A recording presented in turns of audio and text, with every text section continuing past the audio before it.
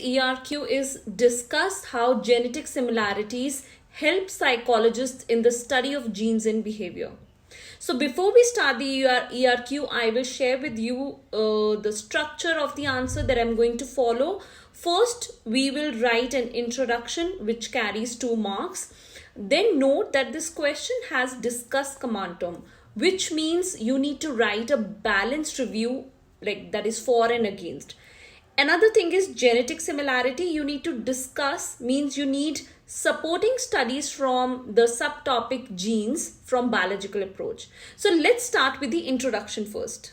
When researchers study the potential genetic origins of behavior, one of the places to start it by looking at families, because families share similar DNA. It is often said that certain behaviors run in families. Finding evidence of this is the first step in figuring out if a behavior might be genetic. To do this, researchers use 3 different types of research: family studies, twin studies, and adoption studies. Now, as you can see, I have given you all the introduction. This introduction is linked to the question, similarity and outlines of the approach. Now, after the introduction, let's start the second paragraph that says, families that you have to write in your answer. Family studies look at trends in behavior over several generations in order to see if the behavior runs in the family. Wiesmann did a 20-year study to see if major depression might be genetic. The study collected data on depressed patients and non-depressed participants. All had children at the beginning of the study. In the study, the original participants, their children, and then their grandchildren were assessed for major depressive disorders by a clinician. The evaluation was blind to the child's family history. The study found that by 12 years old, almost 60% of the grandchildren in families with the disorder were showing signs of a disorder. Children had an increased risk of any disorder if depression was observed in both the grandparents and the parents compared to children where the parents were not depressed. This study seems to indicate a potential genetic link to depression. Now, in the second paragraph, family studies were defined and the studies adequately described. Although there are other details for this study that could have been included, but I did not because they are not necessary. The important thing here is to demonstrate understanding of how the family studies are used. Okay. Now, next, let's do the evaluation of the same. So the third paragraph is, let's evaluate it, that Wiesmann's study is longitudinal, demonstrating change over time. They were able to gather prospective data rather than relying on family history. Family studies are limited in that they can only look at around 3 living generations. In order to go further back, they are reliant on family memory. In the study of mental illness, often there are stories about older generations, but they lack an official diagnosis or the diagnostic criteria have changed. Family stories are also anecdotal in nature and may be open to memory distortions.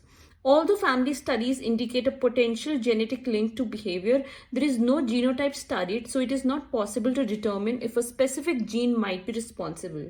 In addition, family studies do not control for environmental factors.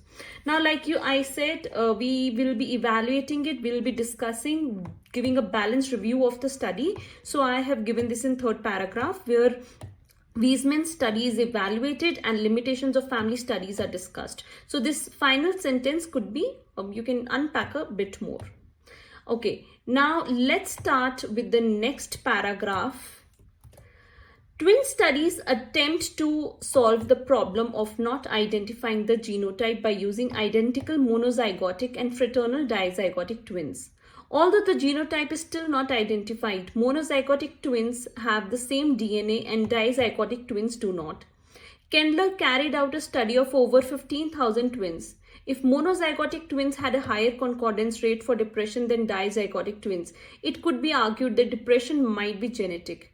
In addition to filling in questionnaires about their mental health, the twins are also kept questions about their personal life experiences. Kendler found that monozygotic twins had a significantly higher concordance rate than dizygotic twins. Life experiences had no significance on the data, meaning that environmental factors did not play a significant role.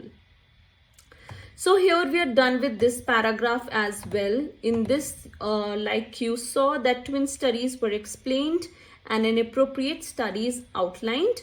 Once again, the study is a bit more complex than this, looking at gender differences. However, the responses demonstrate conceptual understanding that is relevant to the question. Now let's move to the next paragraph. Like family studies, twin studies are correlational and do not establish a cause and effect relationship. In addition, no specific genes were identified in this study.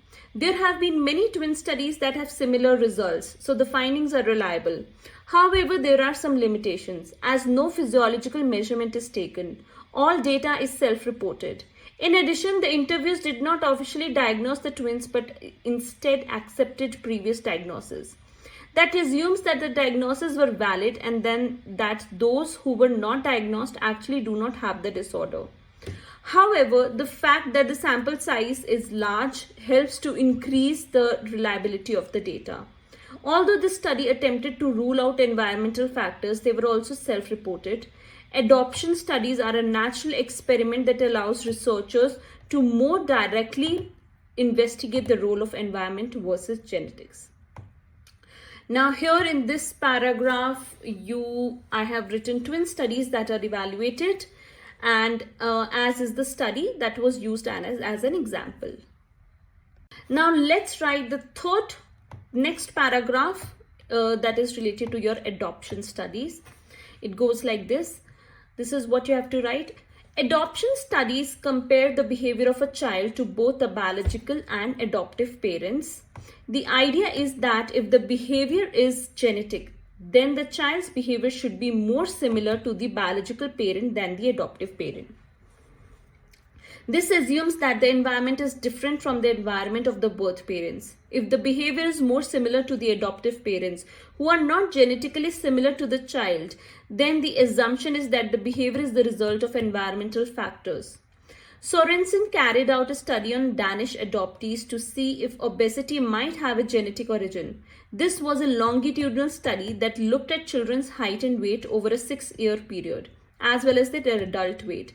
The BMI was calculated and compared to the BMI of both the birth family, parents and siblings, and the adoptive family. Sorensen found that there was a significantly higher correlation between the BMI of the adopted participants and their birth family than the adoptive family. This study was reliant on school records of children data. Now in this previous paragraph that I have written just now, now you must have seen that adoption studies are explained and an appropriate example is also described. Right, so in next paragraph, we are going to evaluate, we are going to talk about the limitations. So it goes like this. The study was reliant on school records for childhood data. In addition, parents and adoptive parents were contacted for information about their weight by questionnaire. This may mean that the data is open to inaccuracies and demand characteristics. However, a large sample was used to increase the reliability of the data.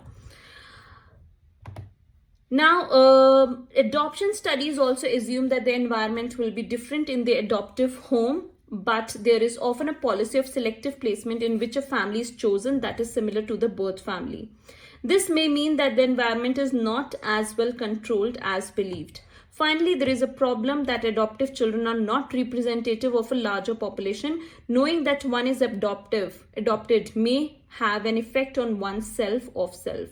This means that it may be difficult to generalize the findings. Now, in this, limitations of adoption studies have been explained.